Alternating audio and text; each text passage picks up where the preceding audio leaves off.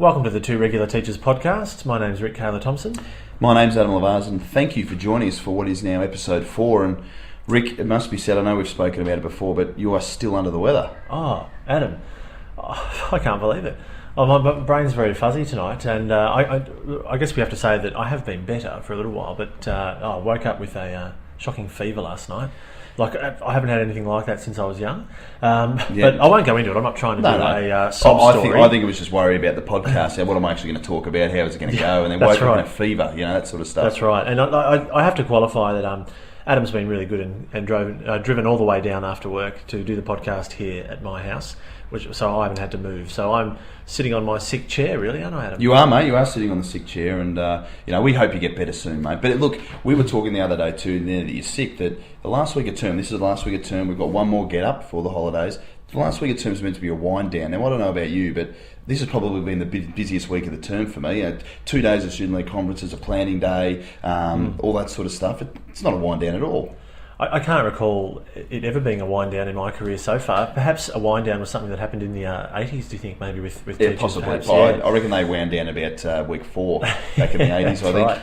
But you're right, it has been. And maybe that could be one of the reasons why I'm a bit under the weather. But certainly reports have been handed out for us this week, and I know you've had your student-led conferences. And we've had ours. Went very well indeed. So good no to hear. Complaints. I've just got one little rant before we move into our first topic, Adam, and it is about reports. And I know we've been report heavy over the first 3 podcasts, but I just want to touch on this and put it out there for people to think about and maybe give us some comments. Is that I really do believe that too much of our human resource time as teachers is used up on not just report writing, but all the periphery stuff. Yeah, sure. And I'm talking about the leadership as well, how they have to read them all and the amount of editing, reading, proofreading they have to do, and then your collating of them. And it's just, to me, it's just so many hours that could be devoted to doing something else that I think is more valuable for education and the kids in general. I think what it comes down to, mate, is the fact that there has to be somewhere underneath it all a better way. There has to be a better way. Now, whether or not some schools have found it, whether or not there simply isn't a better way, that's simply what we do,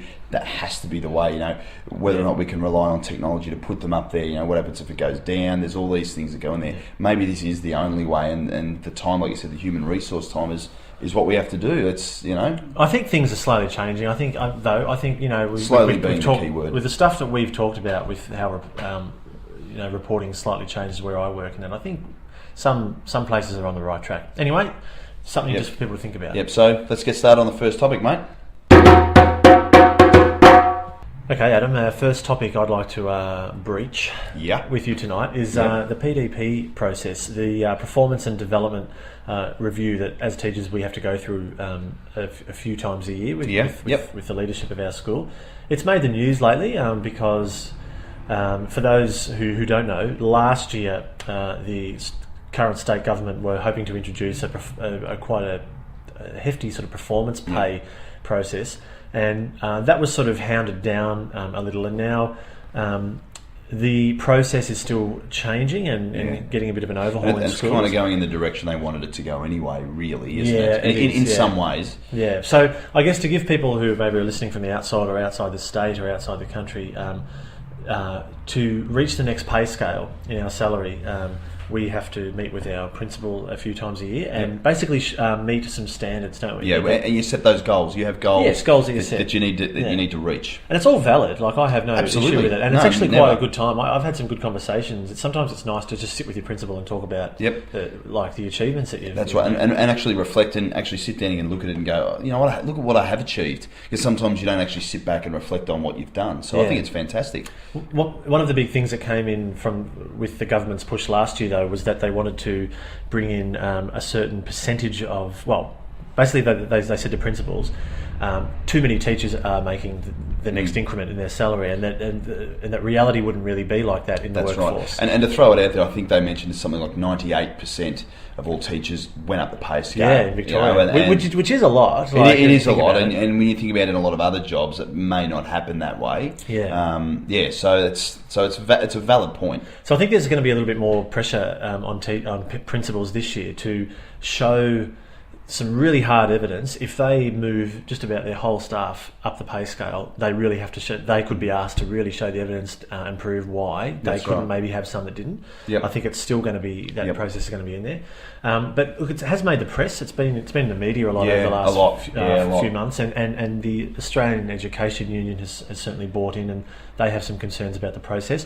The one concern that stands out to me though is how can you measure the success of a teacher and the effect they've had on student learning in such a collegiate job these days? Yeah. I know that I work on an equal par really with the two other people in my team. Yep. And it would make sense almost for us three teachers to have our PDP meeting together with the principal. And I agree, and I think that the one word that stands out is results. The one thing is that they want to base so much of what we're going to do on results, and as teachers, we know that the success of our students isn't solely based on results. There are so many other aspects to a student. There are so many different schools in so many socio-economic areas that wouldn't judge student achievement simply on results. They would base it on attendance. They would base it on the positivity towards school, and there's so many other aspects. But the thing that stands out to me is that they're always basing it on results, and I think that's very narrow and short-sighted of them. Yeah, and I think you've made a beautiful link there to an article that I read by Dale Hughes, who's a freelance writer in Melbourne, who has done teaching, who is a teacher, or has been a teacher. I'll have to double check that. Sorry, Dale, if you check this. It's right, Hughesy. He wrote an article because he got a text message one morning from a friend who at 7:02 in the morning that said, "About time teachers have to prove themselves to get a pay rise." And it's an old adage that he's heard from people who aren't teachers before. I think I've read that part 5 times and it still annoys me to read that. It's just... Yes, but his friend sent him to a Herald Sun article from that day on page 3 that was entitled "We Learn, You Earn." And the 2 points he brought up were what you just talked about, is that it is difficult to measure more so teachers and student learning results because of all those factors you said. Yeah. But the other one was that underlying cultural problem that does still seem to be there. And anyone who listens to this podcast who are not a teacher will probably start saying, "Yep, and you guys are part of that problem." But it's the underlying cultural problem that after all is said and done, that we are slackers and we get too many holidays, and that we work from 9 till 3:30. And that's just not the case. No. And I think that if you try to actually explain that to someone who's not a teacher, who hasn't had a parent who's a teacher, who's literally just been to school and never had that with someone else, it's so hard to explain, and you actually feel a bit stupid trying to tell them what you do, and they sort of give you that look as if say, "Yeah, right. Yeah, no worries. Yeah, you're still a slacker." You know, they don't really understand. And it's an argument we'll probably never win. Not that I'm prepared to be in an argument, but we just thought, once again, a topic that I'm sure that some listeners will be resonating with. Yeah. But I think it needs to be said, Rick, that teachers around Australia would not have a problem with setting up the goals and going through that process and moving up the pay scale. I don't think that's actually been the problem. I think it's the way it's presented to us, and I think it's the way we said, it's so much based on results, and your students need to hit this mark and this mark, and it goes on that NAP plan where they do the My School website, and it's based simply on 3 days worth of NAP plan. Yeah. I think it was presented, and here's a variety of areas that we'd like you to get to, and that you should tick off. I think teachers would sit back and go, they're thinking more outside the box. Yeah. But the fact that they present it to us was, here's the results and here's what you need to hit, sort of teachers around Australia and around the globe, I think we go, that's just so short-sighted. We need to look at so much more than that. Absolutely, yeah. So if you've got a comment on this issue, well said, Adam, by the way. Yeah. But if you've got a comment on this issue, please chuck it into our blog. So, Rick, the second thing we wanted to discuss today, social media in the classroom and the use of technology is a wonderful thing. We've mentioned that many times, but I know that last week, using Edmodo didn't exactly go to plan. Is that'd be fair to say? First time in a long time, Adam. Yeah. In a long time, because you've used it for a long time. Yeah, I've been using Edmodo since about late 2008. Yep. Which is a fair while now, and I was put onto it by John Pearce, Mr. P BPS, if you're looking for him on Twitter, who was a bit like a guinea pig. He said there's this relatively new social network out there that's free for schools. Try it out. Yep. And just before you move on there, I know that you actually passed that on to me, and I've used it to varying degrees, not as much as yourself, in my classroom as well. It's just a great program, and there's a great teacher community on there now, and just because it's free and it's just so easy to use. But look, I've had a great run with students using it. But this was interesting. Last week, I was using it in class. I had a group set up for sort of an ICT based movie making elective that I was running, and I noticed that a boy in the class he wasn't actually signed into the group we were in. He was signed into a different group, and I happened to catch it on his screen. And so, to cut a long story short, it turns out that this particular boy and another boy in grade 6 had set up their own teacher accounts, which is very easy to do. It is. So we're just putting that trust that they don't, right? Yep. They'd set up their own teacher accounts and then sort of given the secret code to join the group that they'd set up to some other students. Yep. And done it sneakily too. Done it very sneakily, and they lied about it first up and all that. But as they do. Yeah, and look, I eventually got to have a look at the space. There wasn't anything in the space that was really untoward. They were just writing hi and stuff in there. But there was a Google Doc. Now, this had been set up at home through a grade 5 student's own Google account who'd set that up on his home computer. So I don't want to talk about parents yet, but obviously, I mean, I'm assuming that parents aren't watching what's going on there at the computer at home. Yep. But the Google Doc had been shared, and some rather choice words had been listed in the Google Doc. It was just quite a detailed list of all those words, which we won't mention in the podcast. No. Anyway, I must admit, I went home that day because it took me like the rest of the day to sort of sift through who would join this group, and a part of me thought, wow, this is the first real issue I've discovered with Edmodo since I started using it. Yeah, because it's one of those platforms that it kind of covers all the bases. There isn't really the opportunity for the kids to do anything like this. And the other side of me was a bit gutted, and I think because I've had such a good run, I went home a bit sad, which is funny, isn't it? I'm past it now, but I was a bit like, oh wow, I was going down the lines of, we give the students these opportunities and they let you down. But then I started thinking, hang on, this is a very small minority, and so we saw it as a good learning experience for the kids. Absolutely. And what I think it highlights as well is how quickly the students pick up technology and how much it is a part of their lives, because I think a couple of years ago students just wouldn't have seen that. They wouldn't have the skills to go, maybe I can do that, maybe I can do this and set this up and go home and try it out. But the more they use it, iPads and computers and laptops are used so much that they've got these skills, and we forget. We set them out and we give them that trust. We actually forget how well they know it and how well they can use it. Sure. I also think, though, a big issue in this particular issue, doesn't make sense, but is digital footprints. And I think that's what I came to understand, that this was a great learning opportunity. Now, there were some punishments that had to be put in place because these particular students had a bit of a track record. However, we saw it as talking about, because cyber safety is something that we've really pushed hard at our school this year. Being only my second year at this particular school, and not a lot of cyber safety stuff had been put in place before that. So we've sort of seen this as something to talk about leaving a digital footprint, that whatever you do will still be there somewhere. And that's right. Yeah, and I guess I ended up looking at all the positives about all the students that are using Edmodo at my school at the moment for all the right reasons. They're sharing things to have stuff to do with their learning. They're turning in assignments. They're asking questions of their students outside school. And that's great. Of their peers, outside school. And what I think you guys have done really well is a bad situation, you turned it into a positive. And as you said before, you made it a learning experience. You actually highlighted what happened, but it's an opportunity for you to go that cyber safety route and actually talk about the importance of being careful on here and not doing these things and not just smashing these kids and belittling them and bringing them down and saying, I'll take your laptops off you for a term and we'll do these things. Actually spin it back on them and turn it into that learning experience that they will be able to build upon. So I think that's great. Yeah, definitely. Just a final word on it was that I am aware of Edmodo that you can actually sign up your school for free to a domain. So Edmodo gives you a school domain. So that actually would alleviate some of the issues with students just being able to create their own teacher accounts. That's right. But look, if you're using any kind of social networking in the classroom, whether it be Edmodo or even trying out Twitter or anything, we'd like to hear what sort of challenges you've had. Absolutely. And how you've dealt with them. Yep, we'd love that.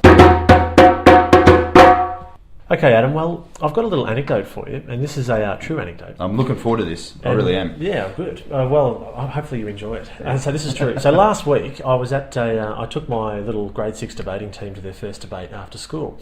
And afterwards, one of the parents from our school said, nice mention in the newspaper during the week. And I'm all ears, of course. So I'm like, I was quite we're talking Herald Sun, we're talking Age, we're talking, right. you know. The only thing I could think of, and I'm not blowing my own trumpet here, but I have to give this for the context of the story. About a month or so back, and you'll remember this, I did have a little article published in the Sunday Age, which was just a little news on a local area down here that I like, walking through. So I figured it was that. So my mind was turning over quickly, course, and I said, "Oh, well, it wasn't." I did get a mention in the Sunday Age, and she went, "No, in the local newspaper." And I mean, there's numerous local newspapers. Could it be the Addy? I mean, she wasn't giving me a lot of information. I think she was enjoying seeing me hanging there. Yeah, I don't know. Yeah. So it turns out that it was in. We finally, got around to the fact that it was in like the local newspaper, the Surf Coast Times, which is affiliated with the Bellarine Times, and I think there's one. There's quite a few of those. We've got the Geelong News and all those. Exactly, and they're free. Yep.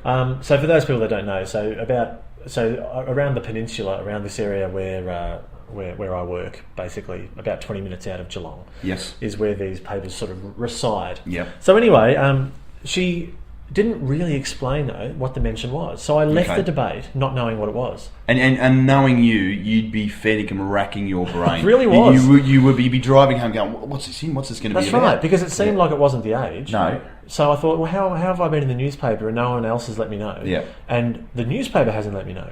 Yeah. So anyway, she did mention though, and her son mentioned, who was one of the boys in the debating team, that they'd bring the article the following day. Yep. So I've got it here for you.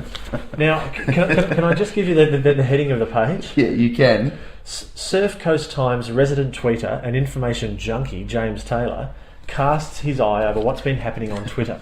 The digital feed. The digital feed. Now, so one of my tweets has been published in the local newspaper. Now, I like this because this is not to your knowledge. He hasn't tweeted you and said, "Can I stick this in the paper?" Now, before I'm going to show you. Okay, I'm going to just talk through this, just for the view. I can see it here. Look, I can see the picture and everything. That's right. Even my avatar's on there. Yeah. my profile picture. Now, just to explain for our listeners, I've been tweeting for a fairly long while, and I think I've put some fairly informative things out on Twitter every now and then about my job and education. Yep. Do you know what tweet has been posted here in the newspaper? You can see it there, can't you? Yeah, I can. Go and read it out. Read it out. Yeah. This is my tweet. All I've read is that the Socceroos are lowly and hopeless. Well, that was a gritty performance. Chile looked shaky and tired during the second half. Now, I'm not saying that's not a good review of the Socceroos' first game in the World Cup. It probably sums it up really well. And but I can't, of all the things, that's what I've been published as. But what I like is, if I can have a look at this for a second, it says, Surf Coast Times resident Twitter information junkie James Taylor casts his eye over what's been happening on Twitter. But that's nothing that's necessarily happened. Like other people, you just commented on the soccer. That's right. Just down at the pub, the local pub or something, like that, and had a lovely meal, or I'm at the markets or something. You've just tweeted about a game that was on at 2 a.m. in the morning. Absolutely. And can I just mention one more thing? Yeah, you can. I'm in the local people section, and I'm nestled between Cadell Evans, legendary cyclist, who is local down at Barnett, and Stephanie Asher, who was who went for the Geelong mayorship, and I think came second. So I'm being nestled in between two pretty important people. So you are, and it's gone either one of two ways here. Either you're just a local, after your thing in the Age, you're just a bit of a local celebrity, or he's been pulling the barrel here and just found who can I grab here? This bloke looks all right. I'm going to stick him in. I know. That's how it's come up. I think that's fantastic. So there you go. And so I'm just wondering though, as a final comment, maybe if James Taylor is really watching these tweets, maybe two regular teachers, the podcast, may get a mention in the local newspaper. And if you can believe this, now I've just noticed this.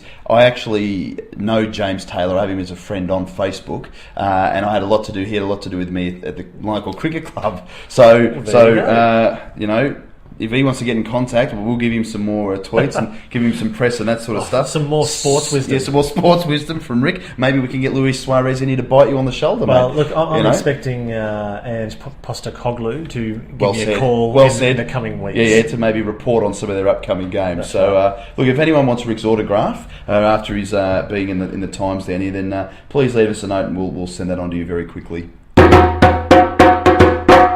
So, Rick, we're pretty close to wrapping this one up, and it must be said, the excitement in the atmosphere, 24 hours from now, it's holidays. You go home. Some of you out there may go to the local pub with your teaching colleagues and have a few beers. You might catch up with some friends. You simply might just get to the point where the kids have gone out the door, you're looking at your car going, I need to get out of here quickly and just go home and sit on the couch. But to all teachers out there, we really do hope you enjoy your holidays and that it's absolutely fantastic, Rick, isn't it? Yeah. Here, Adam. Yeah. Yep. And I know also before we go, you had something you wanted to mention from our first podcast? Yeah, well, we just want to, we'll post a link to this article on this week's podcast. But yes, we had an old friend of ours who's a teacher who we went to university with. We'll just call him The Beard. The Beard, yes. For the moment. Posted us a link to an article on news.com.au with the headline, The Scientific Reason Why Your iPhone Headphones Get Tangled. Yep. And some of you might remember that was a little anecdote from our first episode. And I'd like you to go on and have a look because apparently scientists, two guys from the University of California, have done some research into why iPhone headphones tangle so much. Apparently, if your cord is less than 46 centimetres in length, it will never get tangled. Yep. However, the iPhone headphones are about 150, so that is the maximum possible probability of tangling. So go on and have a look. Yep, go and have a look. What I want to know though, firstly, is what is this guy doing during the day that he's got time to research this? I mean, if he's got some skills, shouldn't he be researching something of note? Yeah, it does make me wonder how they got that. Or something. It does make me wonder how they got that job. Yeah, true. That's right. But it's worth having a look. Yeah. So thank you, Beard, aka Cameron. We appreciate that. Yeah, we really do. So look, everyone, thank you so much for listening to episode 4. We really appreciate all the feedback we get, the retweets, the mentions. Aaron Davis as well. I want to mention him for mentioning us in his blog. We really, really do appreciate it, and that you're connecting with us here on the podcast. So once again, I'm Adam Lavaz. I'm Rick Taylor Thompson, and we've been Two Regular Teachers.